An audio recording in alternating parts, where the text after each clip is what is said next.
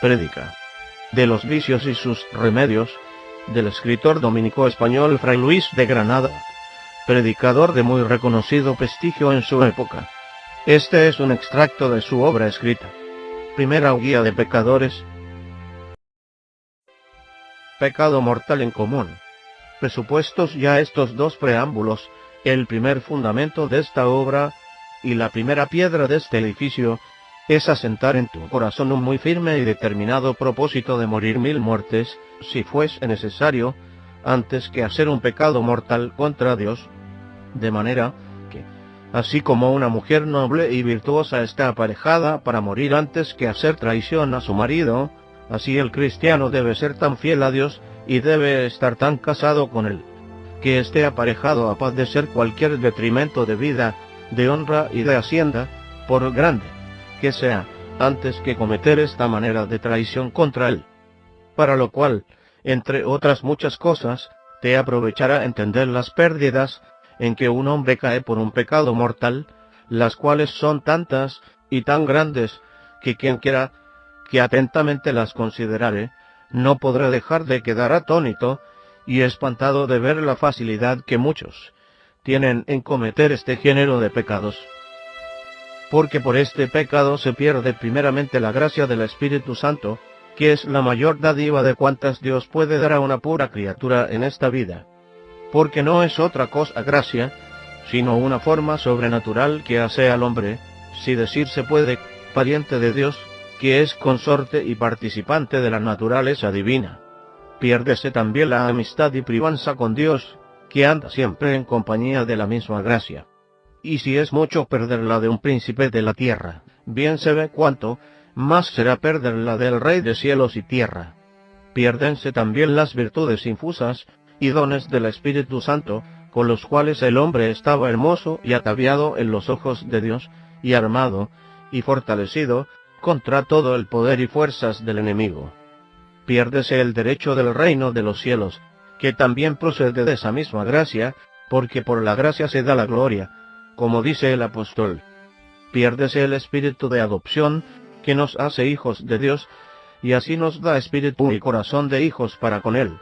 Y junto con este espíritu, se pierde el tratamiento de hijo, y la providencia paternal que Dios tiene de aquellos que hace y recibe por hijos, que es uno de los grandes bienes que en este mundo se pueden poseer, en el cual con grandísima razón se gloriaba el profeta cuando decía: alegrarme, Señor, en verme puesto debajo la sombra de tus alas, que es debajo de la tutela y providencia paternal que tienes de los que recibes por tuyos. Piérdese también por aquí la paz y serenidad de la buena conciencia. Piérdense los regalos y consolaciones del Espíritu Santo.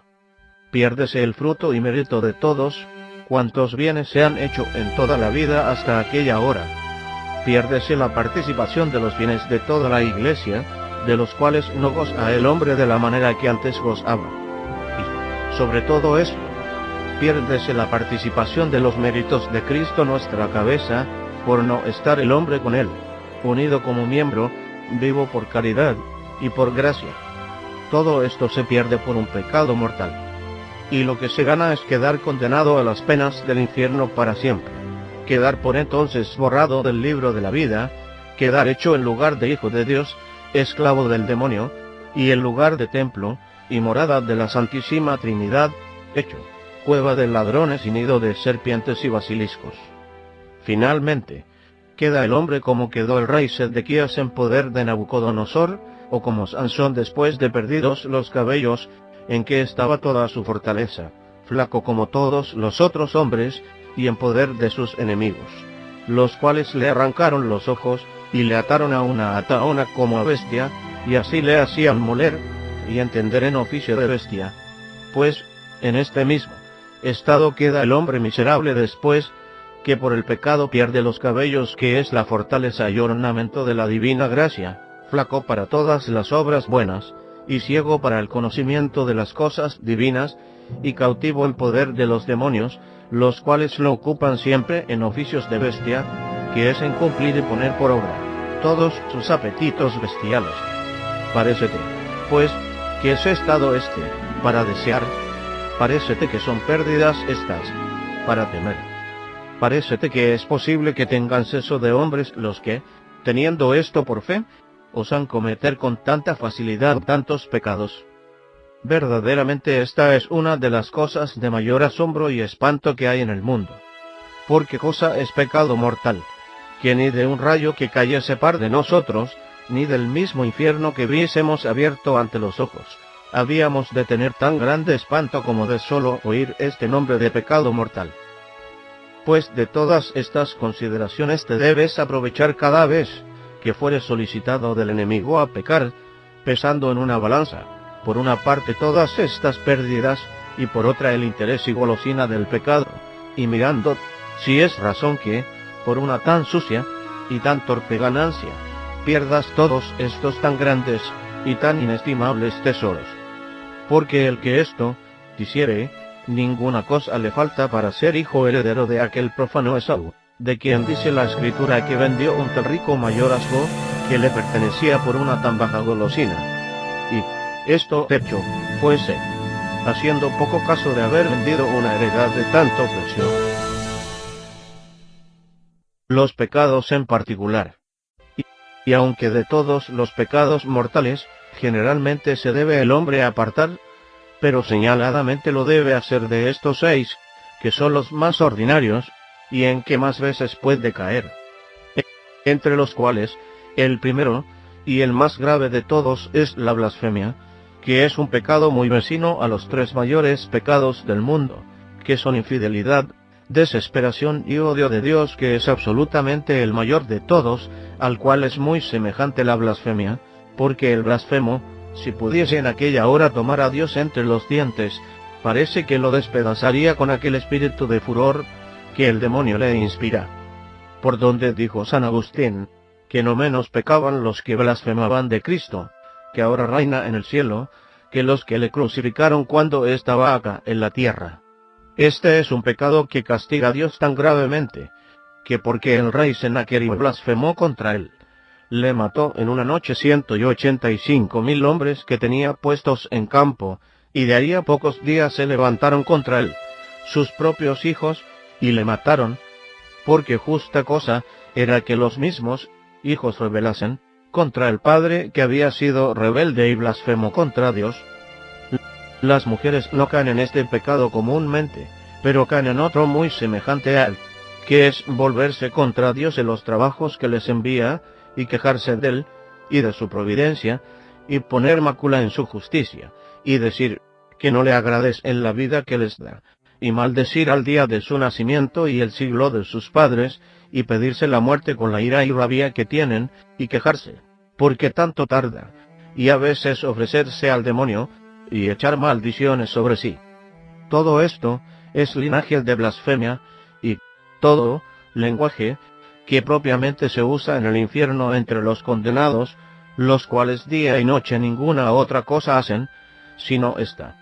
Y de estos parece que han de ser compañeros los que ahora usan este mismo oficio y hablan en esta misma lengua. Y por esto, si tú temes ser de este número, trabaja por humillarte, y a bajar la cabeza en todos los trabajos que Dios te envía, tomándolos de su mano como una purga ordenada por un sapientísimo médico para tu remedio, presuponiendo que Dios es la misma bondad y la misma rectitud y justicia, y que tan imposible es hacer cosa mal hecha como dejar de ser el que es. Y si dices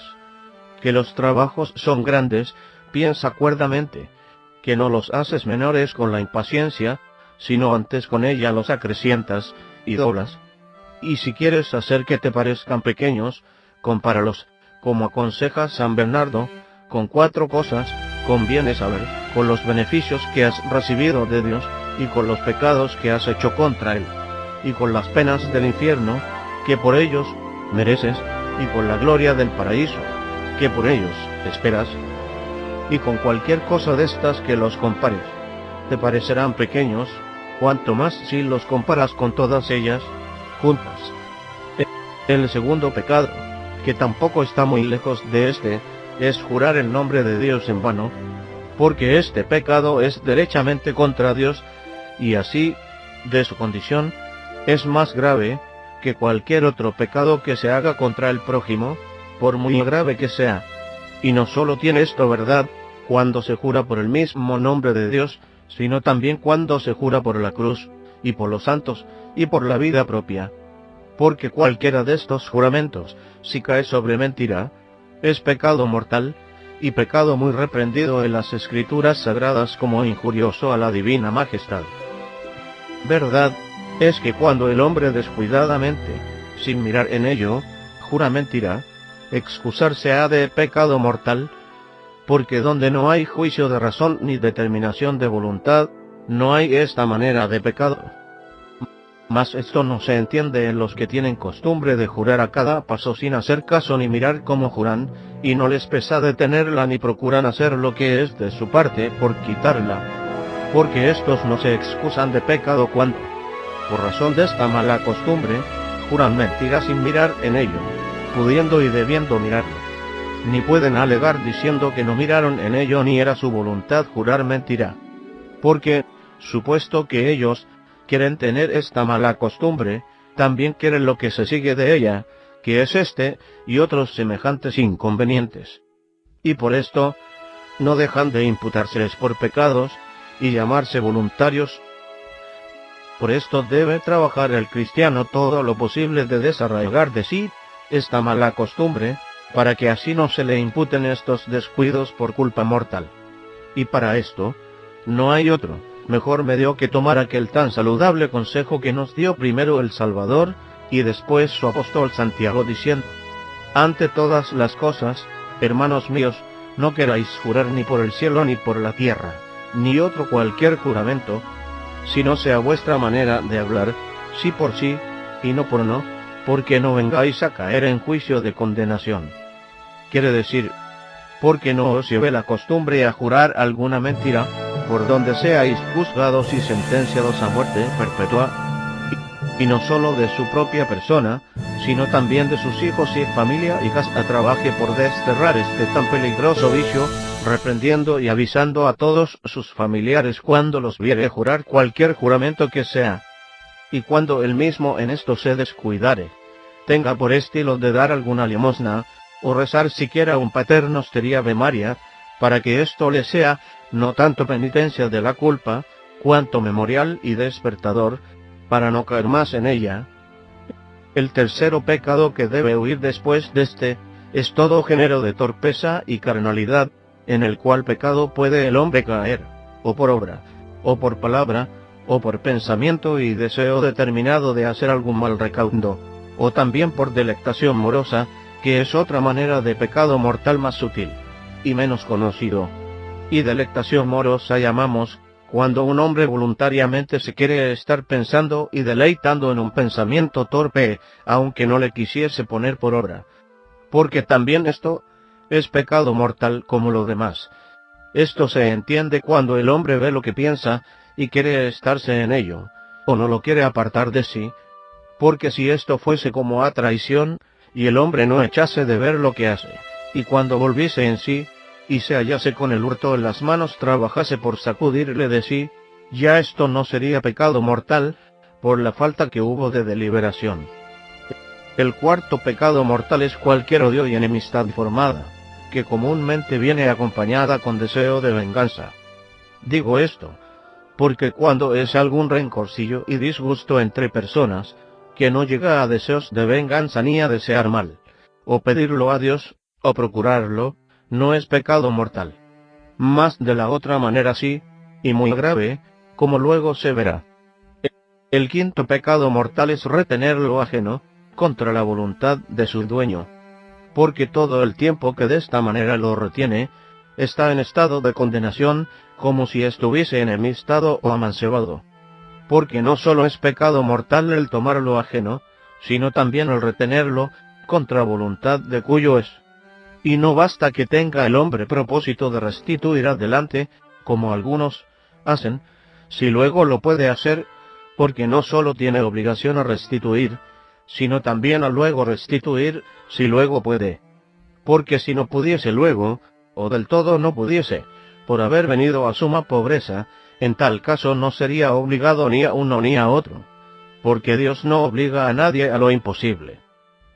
El sexto pecado mortal es quebrantar cualquiera de los mandamientos de la Iglesia que obligan debajo de precepto, como son no ir misa entera con atención domingos y fiestas, confesar una vez en el año, comulgar por Pascua y ayunar los días que ella manda, etc. Este ayuno obliga de 21 años arriba a los que no son enfermos, o muy flacos, o viejos o trabajadores, o mujeres que crían, o están preñadas, y a los que no tienen para comer bastantemente una vez al día, y así puede haber otros impedimentos semejantes. En lo que toca al oír de las misas los días de obligación, se ha de advertir que no cumple con este mandamiento el que está en la misa con solo el cuerpo, y mucho menos el que allí está parlando. Si no es necesario que procure estar allí, atento a la misa y a los misterios de ella, o de algún otro santo pensamiento, o a lo menos rezando alguna cosa devota. Ítem, los que tienen empleados, criados, hijos y familia, deben procurar con todo estudio y diligencia, que éstos oigan misa los días de obligación, y si no pudieren acudir a la mayor por haber de quedar en casa a aderezar la comida, o a otras cosas necesarias, a lo menos procuren que ese día por la mañana oigan una misa rezada, para que así cumplan con esta obligación. En lo cual hay muchos señores de familia muy culpados y negligentes en esta parte, los cuales darán a Dios cuenta estrecha de esta negligencia. Verdad es que cuando se ofreciese urgente y razonable causa por donde no se pudiese oír la misa, como es estar curando de un enfermo o cosas semejantes, entonces no sería pecado dejar la misa, porque la necesidad carece de ley. Otras 6 maneras de pecados que muchas veces pueden ser mortales. Estas 6 maneras de pecados susodichos siempre son mortales. Hay otras 6 que, aunque no siempre sean mortales, muchas veces lo pueden ser, y comúnmente son pecados veniales graves, y muy vecinos a mortales, por lo cual se deben también evitar con todo estudio y diligencia. Entre los cuales el primero es la envidia, que aunque no todas veces sea pecado mortal, como cuando es de cosas pequeñas, o cuando es más un movimiento en la parte sensitiva de nuestro ánimo, que en la voluntad determinada por juicio de razón, mas muchas veces lo puede ser, cuando es en cosas graves, y con juicio y determinación de la voluntad. Y ella misma, de su linaje es pecado mortal, porque milita contra la caridad, en la cual consiste la vida del ánima, y por tanto, debe el hombre huir de este pecado como de la misma muerte. El segundo pecado es ira, que aunque no siempre, ni las más veces, sea pecado mortal, algunas veces lo puede ser, como cuando llega a decir palabras, no sólo desentonadas y coléricas, sino también afrentosas e injuriosas al prójimo. Y cuando no es pecado mortal, a lo menos es pecado grave, y que desasosiega mucho el ánima y turba la paz de la conciencia. Los señores que tienen empleados y criados bien pueden, cuando es razón,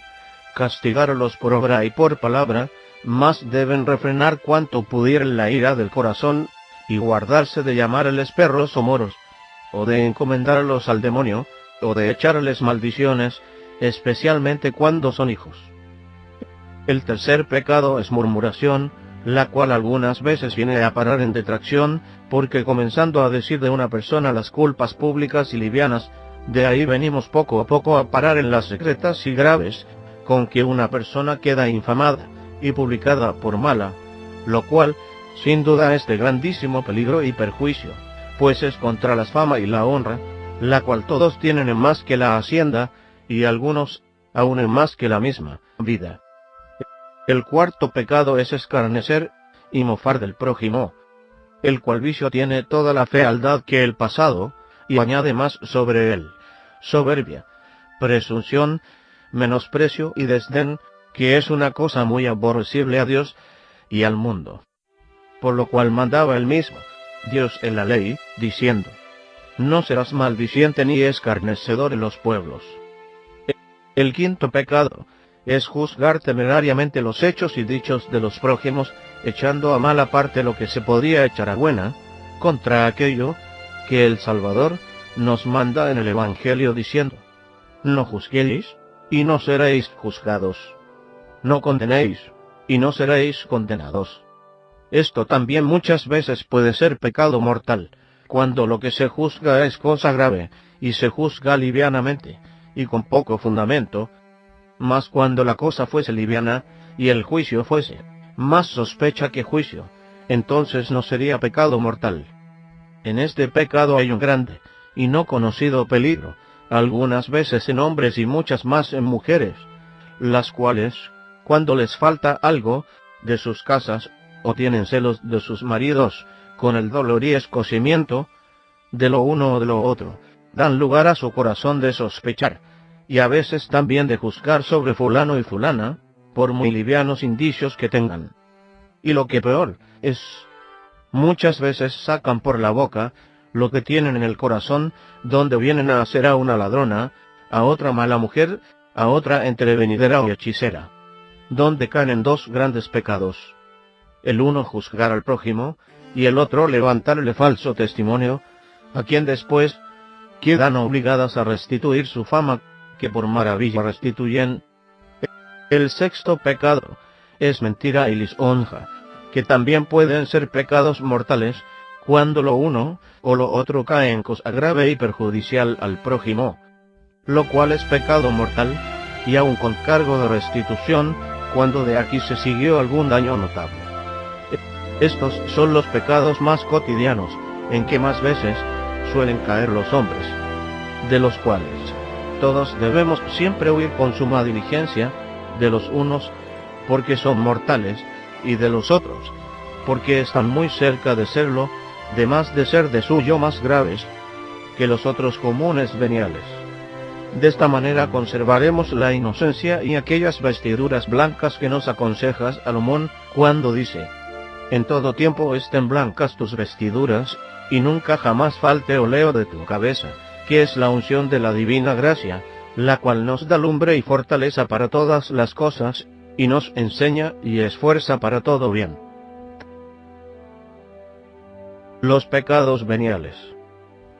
Y aunque estos sean los principales pecados de que te debes guardar, no por eso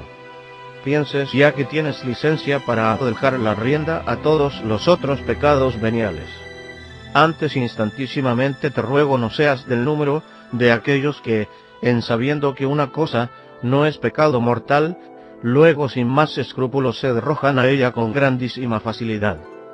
Acuérdate que dice el sabio que el que menosprecia las cosas menores, presto caerá en las mayores. Acuérdate del proverbio que dice que por un clavo se pierde una herradura, y por una herradura un caballo, y por un caballo un caballero. Las casas que vienen a caer por tiempo, primero comenzaron por unas pequeñas goteras, y esas poco a poco pudrieron la madera, y así vinieron a arruinarse y dar consigo en tierra. Acuérdate que, aunque sea verdad que no bastan 7 ni 7.000 pecados veniales para hacer un mortal, pero que todavía es verdad lo que dice San Agustín por estas palabras: no queráis menospreciar los pecados veniales, porque son pequeños, sino temedlos porque son muchos.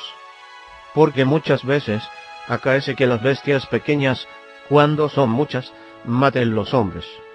Por ventura no son muy menudos los granos de la arena,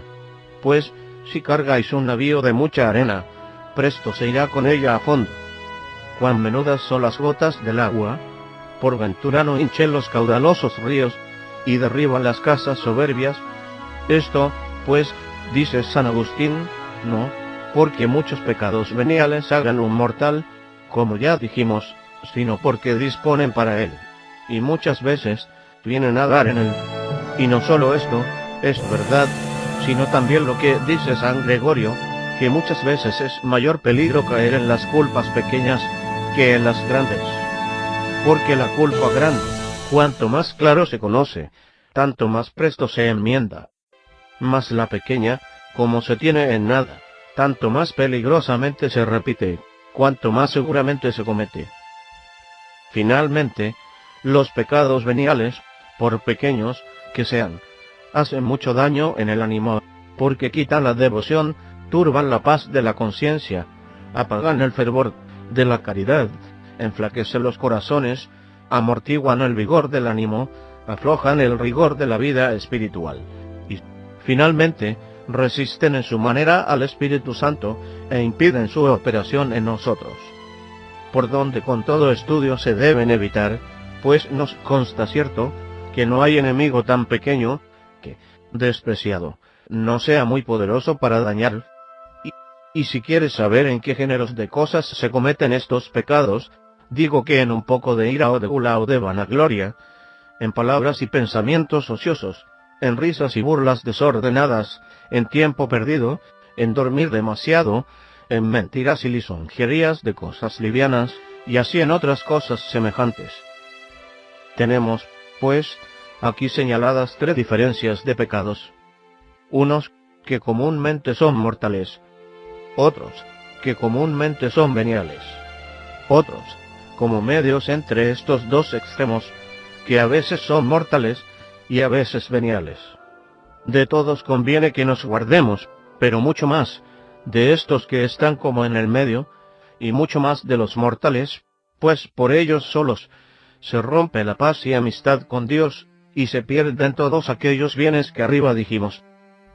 Ahora será bien que tratemos de los remedios generales que hay contra ellos. De los remedios generales contra todo pecado. Y porque no basta descubrir las llagas, si no se provee de medicina contra ellas, señalaré aquí en breve 12 maneras de remedios generales que hay contra todo género de pecados, especialmente contra los mortales,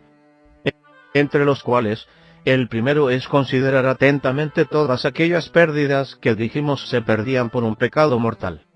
Porque apenas puede haber hombre que tenga seso, y se ponga a considerar todas aquellas pérdidas sobredichas, o parte de ellas, que tenga manos o corazón para cometer un pecado de esta cualidad. El segundo, oír las ocasiones de pecados, como son juegos, malas compañías, conversaciones, comunicaciones sospechosas, y vista y trato de mujeres, porque quien esto no evita, bien puede tenerse por caído, y llorarse ya por muerto. Si un hombre estuviese tan flaco y enfermo, que de su estado propio cayese muchas veces en tierra, ¿qué seguridad tendría éste si le tirasen por el brazo o le diesen un empellón? Pues, si el hombre, por el pecado, quedó tan miserable y tan flaco, que muchas veces cae por su propia flaqueza, sin tener ocasión para caer, ¿qué hará ofreciéndose la ocasión para ello? Pues, es verdadera sentencia que en el arca abierta el justo peca. El tercero es resistir al principio de la tentación con grandísima presteza, poniendo ante los ojos del ánima a Cristo crucificado, con aquella misma figura lastimera que tuvo en la cruz, todo hecho llagas y ríos de sangre, y acordarse que aquel es Dios, y que se puso allí por el pecado, y temblar de hacer cosa que fue parte para traer a Dios en tal estado. Y considerando esto, llamémosle de lo íntimo de nuestro corazón, para que nos ayude y libre de ese dragón infernal, y no permita que tan gran trabajo suyo haya sido tomado por nosotros en vano. El cuarto es el uso de los sacramentos, que no son otra cosa, sino remedios inventados por Dios para curar los pecados hechos, y preservar de los venideros, y es el mayor beneficio que recibimos en la ley de gracia. Y aunque en todo tiempo tenga sazón el uso de los sacramentos, pero especialmente al tiempo de la tentación, es grandísimo remedio acudir a la confesión. Y si alguna vez, lo que Dios no permita, cayeses en pecado, en ninguna manera te debes acostar con él, porque no sabes lo que será de ahí a la mañana, si no trabaja ese mismo día por confesarte y arrepentirte, porque, como dice San Gregorio, si el pecado no se quita luego por la penitencia, luego con su propia carga trae otro en pos de sí.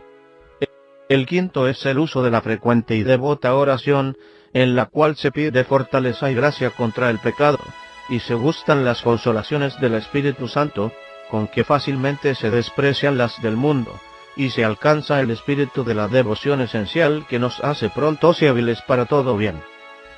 El sexto es lección de buenos y santos libros, con la cual se ocupa bien el tiempo, y se alumbra del entendimiento con el conocimiento de la verdad, y se enciende la voluntad en devoción, y así se hace el hombre más fuerte contra el pecado, y más hábil para toda virtud. El séptimo es ocupación en obras pías y ejercicios honestos, porque el hombre ocioso es como la tierra holgada, que no llega a otra cosa, sino cardos y espinas, por donde con razón dijo el sabio que muchos males enseñó al hombre la ociosidad. El octavo es el ayuno y las asperezas corporales, y abstinencia de vino y de manjares calientes, porque, entre otros loores que tiene el ayuno, este es muy principal que, enflaqueciendo el enemigo doméstico, enflaquece también todos los ímpetus y pasiones del, y por esta causa, y también por satisfacción de nuestros pecados, y por imitación y honrad de la pasión de Cristo, se da por muy saludable consejo, que el cristiano procure cada día, y especialmente todos los viernes del año,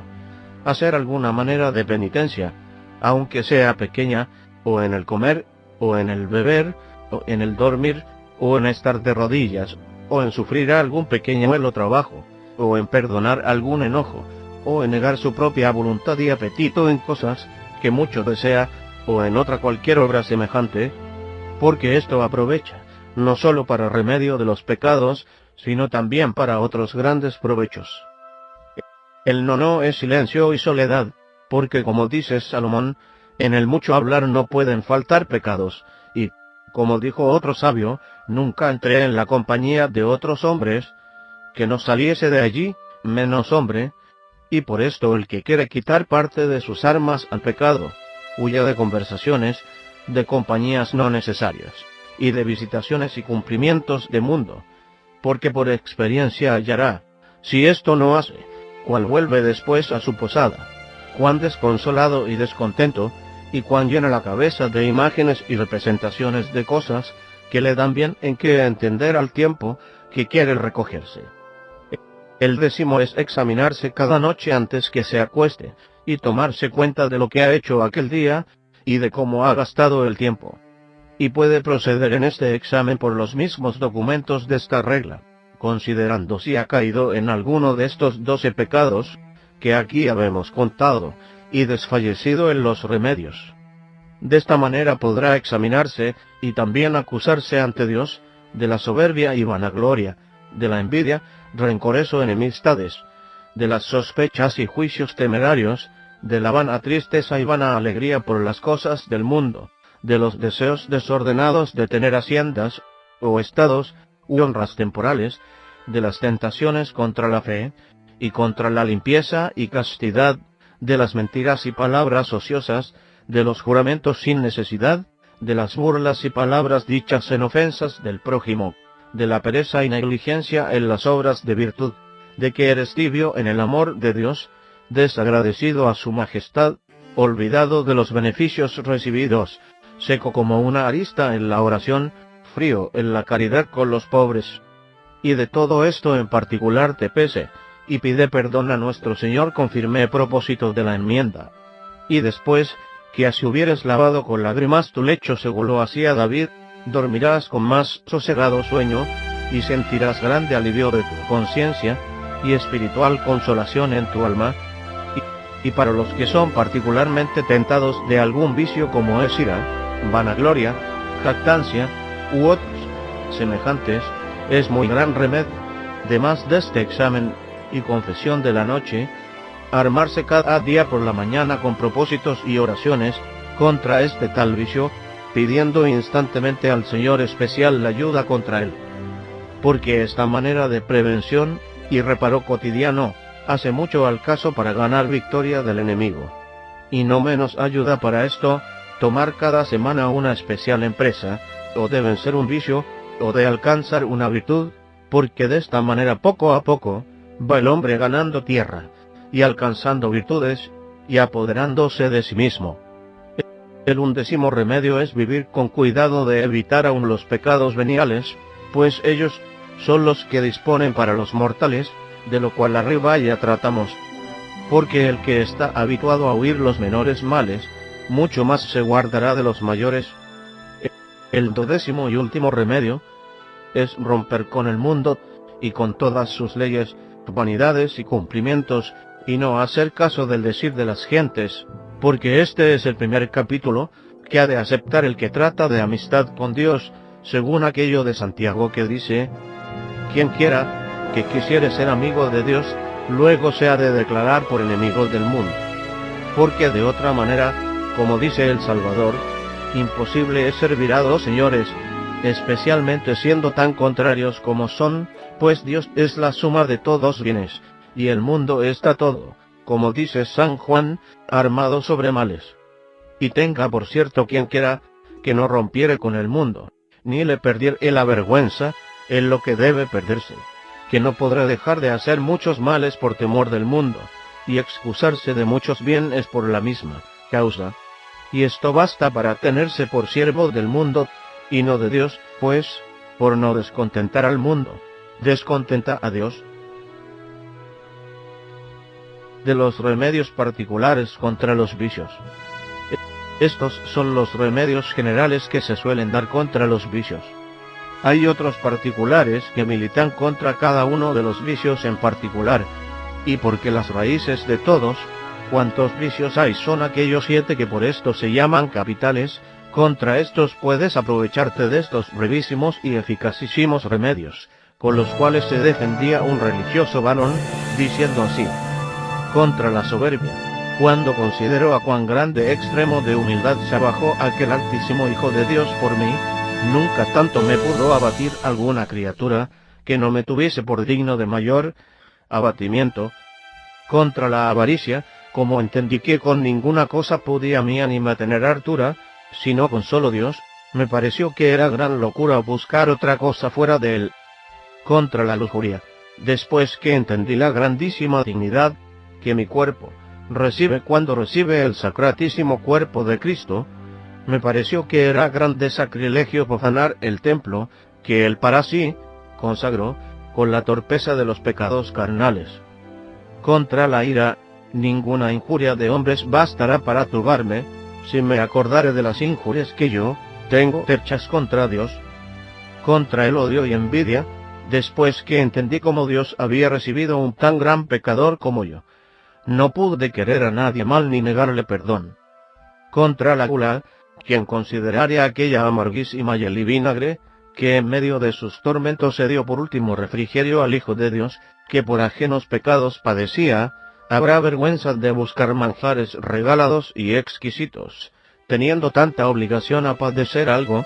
por sus propios pecados. Contra la pereza, como entendí que después de tan brevísimo trabajo se alcanzaba gloria perdurable, me pareció que era muy pequeña cualquier fatiga que por esta causa se padeciese.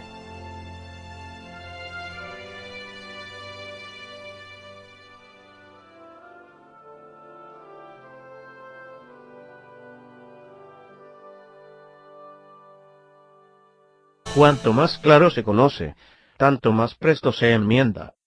Mas la pequeña, como se tiene en nada, tanto más peligrosamente se repite, cuanto más seguramente se comete. Finalmente, los pecados veniales, por pequeños que sean, hacen mucho daño en el ánimo, porque quitan la devoción, turban la paz de la conciencia, apagan el fervor de la caridad, enflaquecen los corazones, amortiguan el vigor del ánimo, aflojan el rigor de la vida espiritual, y finalmente resisten en su manera al Espíritu Santo e impiden su operación en nosotros. Por donde con todo estudio se deben evitar, pues nos consta cierto que no hay enemigo tan pequeño que, despreciado, no sea muy poderoso para dañar. Y si quieres saber en qué géneros de cosas se cometen estos pecados, digo que en un poco de ira o de gula o de vanagloria,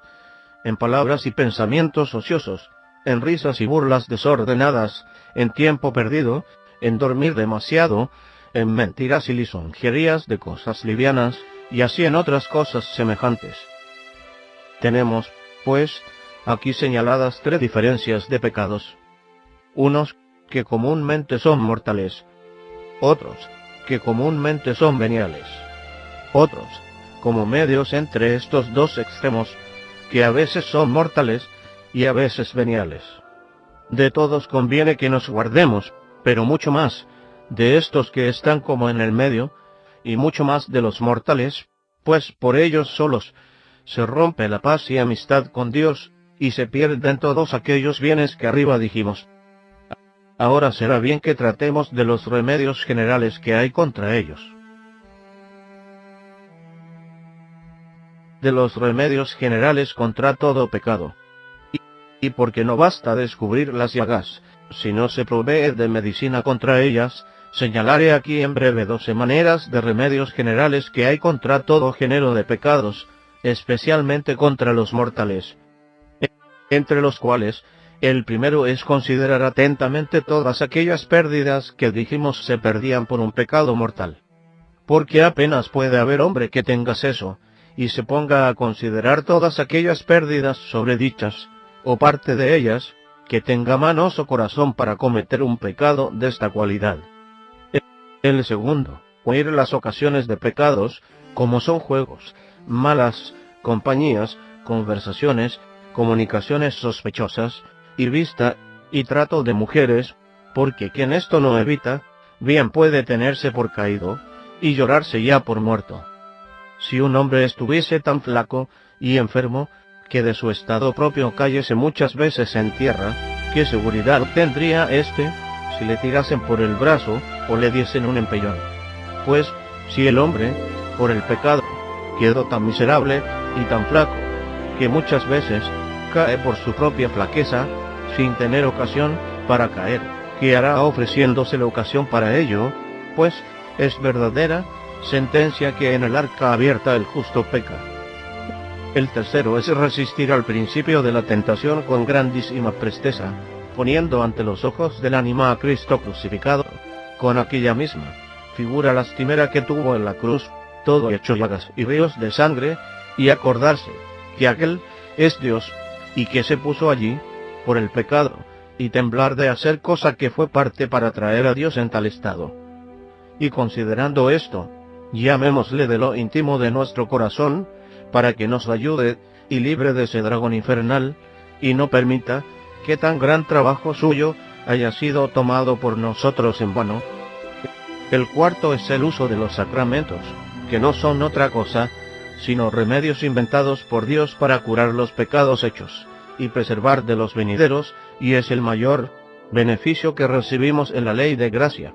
Y aunque en todo tiempo tenga sazón el uso de los sacramentos, pero especialmente al tiempo de la tentación, es grandísimo remedio acudir a la confesión. Y si alguna vez, lo que Dios no permita, cayeses en pecado, en ninguna manera te debes acostar con él. Porque no sabes lo que será de ahí a la mañana, si no trabaja ese mismo día por confesarte y arrepentirte. Porque, como dice San Gregorio, si el pecado no se quita luego por la penitencia, luego con su propia carga trae otro en pos de sí. El quinto es el uso de la frecuente y devota oración, en la cual se pide fortaleza y gracia contra el pecado, y se gustan las consolaciones del Espíritu Santo, con que fácilmente se desprecian las del mundo, y se alcanza el espíritu de la devoción esencial que nos hace prontos y hábiles para todo bien. El sexto es lección de buenos y santos libros, con la cual se ocupa bien el tiempo, y se alumbra del entendimiento con el conocimiento de la verdad, y se enciende la voluntad en devoción, y así se hace el hombre más fuerte contra el pecado, y más hábil para toda virtud. El séptimo es ocupación en obras pías y ejercicios honestos, porque el hombre ocioso es como la tierra holgada, que no llega a otra cosa, sino cardos y espinas, por donde con razón dijo el sabio que muchos males enseñó al hombre la ociosidad. El octavo es el ayuno y las asperezas corporales, y abstinencia de vino y de manjares calientes, porque, entre otros loores que tiene el ayuno, este es muy principal que, enflaqueciendo el enemigo de su propia persona, sino también de sus hijos y familia, hijas, trabaje por desterrar este tan peligroso vicio, reprendiendo y avisando a todos sus familiares cuando los viere jurar cualquier juramento que sea. Y cuando él mismo en esto se descuidare, tenga por estilo de dar alguna limosna, o rezar siquiera un Pater Noster Ave Maria, para que esto le sea no tanto penitencia de la culpa, cuanto memorial y despertador, para no caer más en ella. El tercero pecado que debe huir después de este, es todo género de torpeza y carnalidad, en el cual pecado puede el hombre caer, o por obra, o por palabra, o por pensamiento y deseo determinado de hacer algún mal recaudo, o también por delectación morosa, que es otra manera de pecado mortal más sutil, y menos conocido. Y delectación morosa llamamos, cuando un hombre voluntariamente se quiere estar pensando y deleitando en un pensamiento torpe, aunque no le quisiese poner por obra. Porque también esto es pecado mortal como lo demás. Esto se entiende cuando el hombre ve lo que piensa y quiere estarse en ello, o no lo quiere apartar de sí, porque si esto fuese como a traición, y el hombre no echase de ver lo que hace, y cuando volviese en sí, y se hallase con el hurto en las manos trabajase por sacudirle de sí, ya esto no sería pecado mortal, por la falta que hubo de deliberación. El cuarto pecado mortal es cualquier odio y enemistad formada, que comúnmente viene acompañada con deseo de venganza. Digo esto, porque cuando es algún rencorcillo y disgusto entre personas, que no llega a deseos de venganza ni a desear mal, o pedirlo a Dios, o procurarlo, no es pecado mortal. Mas de la otra manera sí, y muy grave, como luego se verá. El quinto pecado mortal es retener lo ajeno, contra la voluntad de su dueño, porque todo el tiempo que de esta manera lo retiene, está en estado de condenación, como si estuviese enemistado o amancebado. Porque no solo es pecado mortal el tomar lo ajeno, sino también el retenerlo, contra voluntad de cuyo es. Y no basta que tenga el hombre propósito de restituir adelante, como algunos hacen, si luego lo puede hacer, porque no solo tiene obligación a restituir, sino también a luego restituir, si luego puede. Porque si no pudiese luego, o del todo no pudiese, por haber venido a suma pobreza, en tal caso no sería obligado ni a uno ni a otro, porque Dios no obliga a nadie a lo imposible. El sexto pecado mortal es quebrantar cualquiera de los mandamientos de la Iglesia que obligan debajo de precepto, como son no ir misa entera con atención domingos y fiestas, confesar una vez en el año, comulgar por Pascua y ayunar los días que ella manda, etc. Este ayuno obliga de 21 años arriba a los que no son enfermos, o muy flacos, o viejos o trabajadores, o mujeres que crían, o están preñadas, y a los que no tienen para comer bastantemente una vez al día, y así puede haber otros impedimentos semejantes. En lo que toca al oír de las misas los días de obligación, se ha de advertir que no cumple con este mandamiento el que está en la misa con solo el cuerpo, y mucho menos el que allí está parlando. Si no es necesario que procure estar allí, atento a la misa y a los misterios de ella, o de algún otro santo pensamiento, o a lo menos rezando alguna cosa devota. Ítem, los que tienen empleados, criados, hijos y familia, deben procurar con todo estudio y diligencia, que éstos oigan misa los días de obligación, y si no pudieren acudir a la mayor por haber de quedar en casa a aderezar la comida, o a otras cosas necesarias, a lo menos procuren que ese día por la mañana oigan una misa rezada, para que así cumplan con esta obligación. En lo cual hay muchos señores de familia muy culpados y negligentes en esta parte, los cuales darán a Dios cuenta estrecha de esta negligencia. Verdad es que cuando se ofreciese urgente y razonable causa por donde no se pudiese oír la misa, como es estar curando de un enfermo o cosas semejantes, entonces no sería pecado dejar la misa, porque la necesidad carece de ley. Otras 6 maneras de pecados que muchas veces pueden ser mortales. Estas 6 maneras de pecados susodichos siempre son mortales. Hay otras 6 que, aunque no siempre sean mortales, muchas veces lo pueden ser, y comúnmente son pecados veniales graves, y muy vecinos a mortales, por lo cual se deben también evitar con todo estudio y diligencia. Entre los cuales el primero es la envidia, que aunque no todas veces sea pecado mortal, como cuando es de cosas pequeñas, o cuando es más un movimiento en la parte sensitiva de nuestro ánimo, que en la voluntad determinada por juicio de razón, mas muchas veces lo puede ser cuando es en cosas graves, y con juicio y determinación de la voluntad.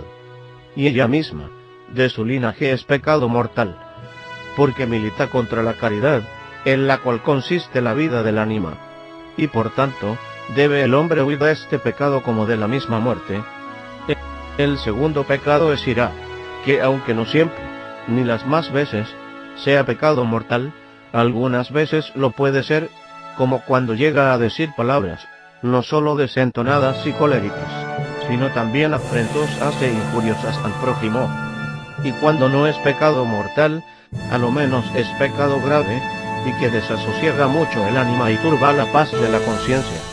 Los señores que tienen empleados y criados bien pueden, cuando es razón, castigarlos por obra y por palabra, mas deben refrenar cuanto pudiera la ira del corazón, y guardarse de llamarles perros o moros,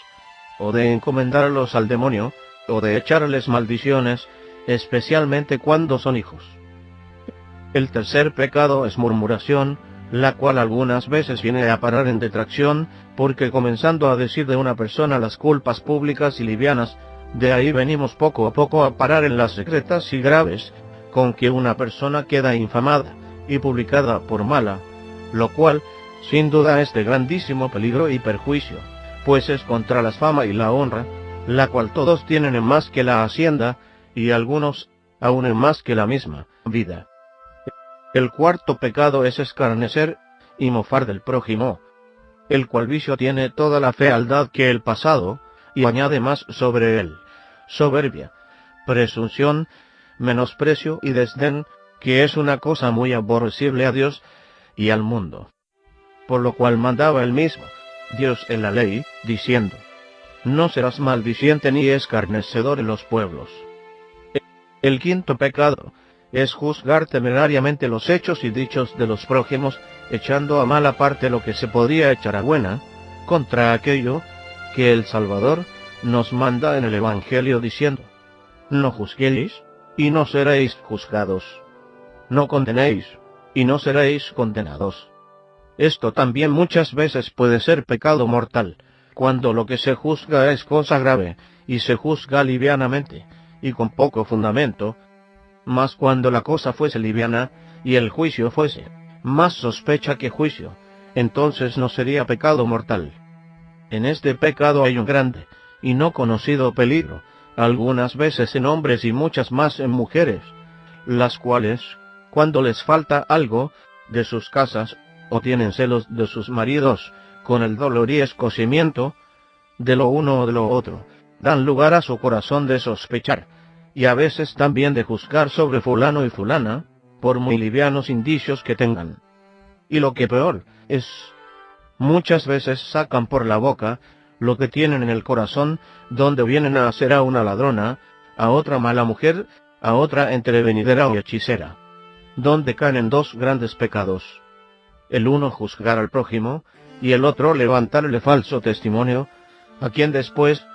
quedan obligadas a restituir su fama, que por maravilla restituyen. El sexto pecado es mentira y lisonja, que también pueden ser pecados mortales, cuando lo uno o lo otro cae en cosa grave y perjudicial al prójimo, lo cual es pecado mortal, y aun con cargo de restitución, cuando de aquí se siguió algún daño notable. Estos son los pecados más cotidianos, en que más veces suelen caer los hombres, de los cuales todos debemos siempre huir con suma diligencia, de los unos, porque son mortales, y de los otros, porque están muy cerca de serlo, de más de ser de suyo más graves que los otros comunes veniales. De esta manera conservaremos la inocencia y aquellas vestiduras blancas que nos aconseja Salomón cuando dice, en todo tiempo estén blancas tus vestiduras, y nunca jamás falte oleo de tu cabeza, que es la unción de la divina gracia, la cual nos da lumbre y fortaleza para todas las cosas, y nos enseña y esfuerza para todo bien. Los pecados veniales. Y aunque estos sean los principales pecados de que te debes guardar, no por eso pienses ya que tienes licencia para dejar la rienda a todos los otros pecados veniales. Antes instantísimamente te ruego no seas del número de aquellos que, en sabiendo que una cosa no es pecado mortal, luego sin más escrúpulos se derrojan a ella con grandísima facilidad. Acuérdate que dice el sabio que el que menosprecia las cosas menores, presto caerá en las mayores. Acuérdate del proverbio que dice que por un clavo se pierde una herradura, y por una herradura un caballo, y por un caballo un caballero. Las casas que vienen a caer por tiempo, primero comenzaron por unas pequeñas goteras y esas poco a poco pudrieron la madera, y así vinieron a arruinarse y dar consigo en tierra. Acuérdate que, aunque sea verdad, que no bastan 7 ni 7.000 pecados veniales para hacer un mortal, pero que todavía es verdad lo que dice San Agustín por estas palabras: no queráis menospreciar los pecados veniales, porque son pequeños, sino temedlos porque son muchos. Porque muchas veces acaece que las bestias pequeñas, cuando son muchas, maten los hombres. Por ventura no son muy menudos los granos de la arena. Pues, si cargáis un navío de mucha arena, presto se irá con ella a fondo. Cuán menudas son las gotas del agua, por ventura no hinchen los caudalosos ríos, y derriban las casas soberbias. Esto, pues, dice San Agustín, no, porque muchos pecados veniales hagan un mortal, como ya dijimos, sino porque disponen para él, y muchas veces vienen a dar en él. Y no solo esto, es verdad, sino también lo que dice San Gregorio, que muchas veces es mayor peligro caer en las culpas pequeñas que en las grandes, porque la culpa grande. Prédica de los vicios y sus remedios, del escritor dominico español Fray Luis de Granada, predicador de muy reconocido prestigio en su época. Este es un extracto de su obra escrita, Primera guía de pecadores. Pecado mortal en común. Presupuestos ya estos dos preámbulos, el primer fundamento de esta obra y la primera piedra de este edificio es asentar en tu corazón un muy firme y determinado propósito de morir 1000 muertes, si fuese necesario, antes que hacer un pecado mortal contra Dios, de manera que, así como una mujer noble y virtuosa está aparejada para morir antes que hacer traición a su marido, así el cristiano debe ser tan fiel a Dios y debe estar tan casado con él, que esté aparejado a padecer cualquier detrimento de vida, de honra y de hacienda, por grande que sea, antes que cometer esta manera de traición contra él. Para lo cual, entre otras muchas cosas, te aprovechará entender las pérdidas en que un hombre cae por un pecado mortal, las cuales son tantas y tan grandes, que quien quiera que atentamente las considerare, no podrá dejar de quedar atónito y espantado de ver la facilidad que muchos tienen en cometer este género de pecados. Porque por este pecado se pierde primeramente la gracia del Espíritu Santo, que es la mayor dádiva de cuantas Dios puede dar a una pura criatura en esta vida. Porque no es otra cosa gracia, sino una forma sobrenatural que hace al hombre, si decir se puede, pariente de Dios, que es consorte y participante de la naturaleza divina. Piérdese también la amistad y privanza con Dios, que anda siempre en compañía de la misma gracia. Y si es mucho perderla de un príncipe de la tierra, bien se ve cuánto más será perderla del Rey de cielos y tierra. Piérdense también las virtudes infusas y dones del Espíritu Santo, con los cuales el hombre estaba hermoso y ataviado en los ojos de Dios, y armado y fortalecido contra todo el poder y fuerzas del enemigo. Piérdese el derecho del reino de los cielos, que también procede de esa misma gracia, porque por la gracia se da la gloria, como dice el apóstol. Piérdese el espíritu de adopción, que nos hace hijos de Dios, y así nos da espíritu y corazón de hijos para con él. Y junto con este espíritu, se pierde el tratamiento de hijo, y la providencia paternal que Dios tiene de aquellos que y recibe por hijos, que es uno de los grandes bienes que en este mundo se pueden poseer, en el cual con grandísima razón se gloriaba el profeta cuando decía: alegrarme, Señor, en verme puesto debajo la sombra de tus alas, que es debajo de la tutela y providencia paternal que tienes de los que recibes por tuyos. Piérdese también por aquí la paz y serenidad de la buena conciencia. Piérdense los regalos y consolaciones del Espíritu Santo. Piérdese el fruto y mérito de todos cuantos bienes se han hecho en toda la vida hasta aquella hora. piérdese la participación de los bienes de toda la Iglesia, de los cuales no goza el hombre de la manera que antes gozaba. Y, sobre todo eso, piérdese la participación de los méritos de Cristo nuestra cabeza, por no estar el hombre con él, unido como miembro, vivo por caridad y por gracia. Todo esto se pierde por un pecado mortal. Y lo que se gana es quedar condenado a las penas del infierno para siempre, quedar por entonces borrado del libro de la vida, quedar hecho en lugar de hijo de Dios, esclavo del demonio, y en lugar de templo y morada de la Santísima Trinidad, hecho cueva de ladrones y nido de serpientes y basiliscos. Finalmente,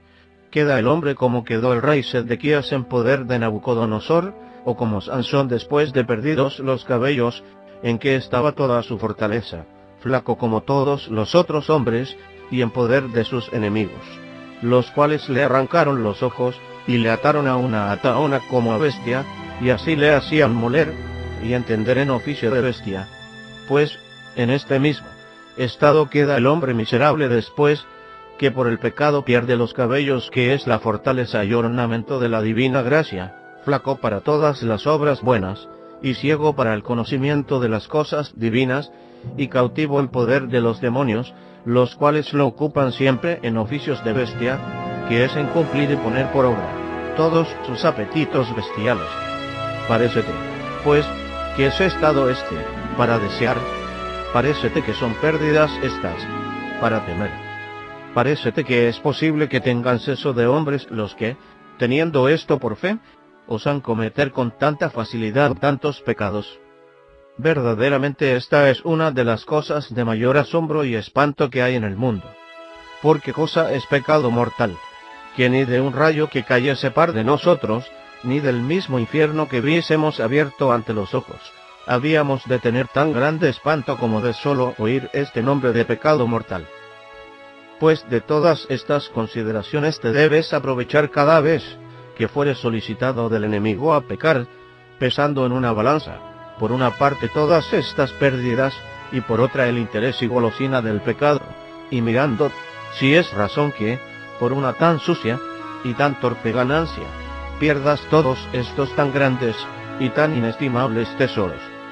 Porque el que esto quisiere, ninguna cosa le falta para ser hijo heredero de aquel profano Esaú, de quien dice la Escritura que vendió un tan rico mayorazgo, que le pertenecía por una tan baja golosina. Y esto hecho fuese, haciendo poco caso de haber vendido una heredad de tanto precio. Los pecados en particular. Y aunque de todos los pecados mortales, generalmente se debe el hombre apartar, pero señaladamente lo debe hacer de estos 6, que son los más ordinarios, y en que más veces puede caer. Entre los cuales, el primero, y el más grave de todos, es la blasfemia, que es un pecado muy vecino a los 3 mayores pecados del mundo, que son infidelidad, desesperación y odio de Dios, que es absolutamente el mayor de todos, al cual es muy semejante la blasfemia, porque el blasfemo, si pudiese en aquella hora tomar a Dios entre los dientes, parece que lo despedazaría con aquel espíritu de furor que el demonio le inspira. Por donde dijo San Agustín, que no menos pecaban los que blasfemaban de Cristo, que ahora reina en el cielo, que los que le crucificaron cuando estaba acá en la tierra. Este es un pecado que castiga a Dios tan gravemente, que porque el rey Sennacherib blasfemó contra él, le mató en una noche 185.000 hombres que tenía puestos en campo, y de ahí a pocos días se levantaron contra él, sus propios hijos, y le mataron, porque justa cosa era que los mismos hijos rebelasen contra el padre que había sido rebelde y blasfemo contra Dios. Las mujeres no caen en este pecado comúnmente, pero caen en otro muy semejante a él, que es volverse contra Dios en los trabajos que les envía, y quejarse de él, y de su providencia, y poner mácula en su justicia, y decir que no le agrades en la vida que les da, y maldecir al día de su nacimiento y el siglo de sus padres, y pedirse la muerte con la ira y rabia que tienen, y quejarse, porque tanto tarda, y a veces ofrecerse al demonio, y echar maldiciones sobre sí. Todo esto es linaje de blasfemia, y todo lenguaje que propiamente se usa en el infierno entre los condenados, los cuales día y noche ninguna otra cosa hacen, sino esta. Y de estos parece que han de ser compañeros los que ahora usan este mismo oficio y hablan en esta misma lengua. Y por esto, si tú temes ser de este número, trabaja por humillarte, y a bajar la cabeza en todos los trabajos que Dios te envía, tomándolos de su mano como una purga ordenada por un sapientísimo médico para tu remedio, presuponiendo que Dios es la misma bondad y la misma rectitud y justicia, y que tan imposible es hacer cosa mal hecha, como dejar de ser el que es. Y si dices que los trabajos son grandes, piensa cuerdamente, que no los haces menores con la impaciencia, sino antes con ella los acrecientas y doblas. Y si quieres hacer que te parezcan pequeños, compáralos, como aconseja San Bernardo, con 4 cosas conviene saber: con los beneficios que has recibido de Dios, y con los pecados que has hecho contra Él, y con las penas del infierno, que por ellos mereces, y con la gloria del paraíso, que por ellos esperas. Y con cualquier cosa de estas que los compares, te parecerán pequeños, cuanto más si los comparas con todas ellas juntas. El segundo pecado, que tampoco está muy lejos de este, es jurar el nombre de Dios en vano, porque este pecado es derechamente contra Dios, y así, de su condición, es más grave que cualquier otro pecado que se haga contra el prójimo, por muy grave que sea. Y no solo tiene esto verdad cuando se jura por el mismo nombre de Dios, sino también cuando se jura por la cruz, y por los santos, y por la vida propia. Porque cualquiera de estos juramentos, si cae sobre mentira, es pecado mortal, y pecado muy reprendido en las Escrituras sagradas como injurioso a la divina majestad. Verdad es que cuando el hombre descuidadamente, sin mirar en ello, jura mentira, excusarse ha de pecado mortal, porque donde no hay juicio de razón ni determinación de voluntad, no hay esta manera de pecado. Mas esto no se entiende en los que tienen costumbre de jurar a cada paso sin hacer caso ni mirar cómo juran, y no les pesa detenerla ni procuran hacer lo que es de su parte por quitarla, porque estos no se excusan de pecado cuando, por razón de esta mala costumbre, juran mentiras sin mirar en ello, pudiendo y debiendo mirarlo. Ni pueden alegar diciendo que no miraron en ello ni era su voluntad jurar mentira, porque, supuesto que ellos quieren tener esta mala costumbre, también quieren lo que se sigue de ella, que es este y otros semejantes inconvenientes. Y por esto, no dejan de imputárseles por pecados y llamarse voluntarios. Por esto debe trabajar el cristiano todo lo posible de desarraigar de sí esta mala costumbre, para que así no se le imputen estos descuidos por culpa mortal. Y para esto, no hay otro mejor medio que tomar aquel tan saludable consejo que nos dio primero el Salvador, y después su apóstol Santiago, diciendo: ante todas las cosas, hermanos míos, no queráis jurar ni por el cielo ni por la tierra, ni otro cualquier juramento, si no sea vuestra manera de hablar, sí por sí, y no por no, porque no vengáis a caer en juicio de condenación. Quiere decir, porque no os lleve la costumbre a jurar alguna mentira, por donde seáis juzgados y sentenciados a muerte perpetua, y no solo de